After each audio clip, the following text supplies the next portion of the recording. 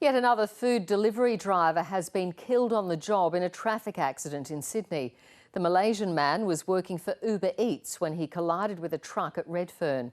New research shows most of these workers are worried about being seriously hurt or killed at work.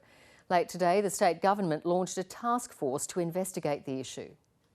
When restaurants closed because of the pandemic, food delivery drivers came to the rescue, and in far too many cases, this was the outcome. No one who orders food through an app expects their rider to die on the job. That was crazy. View from my window, someone dead on the street. An Uber Eats driver was killed last night when his bike was hit by a truck in Sydney's inner city. It's believed the 37-year-old man, originally from Malaysia, swerved off the footpath and onto the road without looking.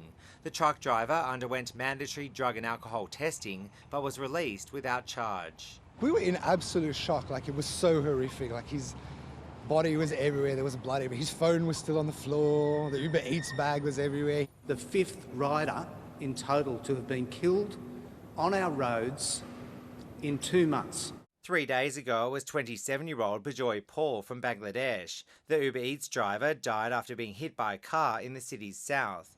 Paramesh Bhattacharya is organising his funeral. Our hearts always are profusely bleeding. That is beyond tolerance. It is so shocking for the family and as a family friend. A spokesperson for Uber Eats has described the most recent tragedy at this busy intersection as concerning, given the spate of delivery driver deaths in recent months. The company says it's clear the industry needs to do more to improve road safety and is offering to put its hand up to play a leadership role in doing so. More must be done in terms of the reflective equipment that they're wearing.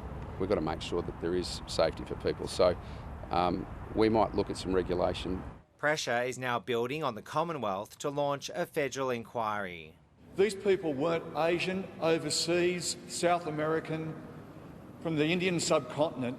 Would this federal government turn around and act? And if there's a pattern that's starting to emerge, then we need to act and act together.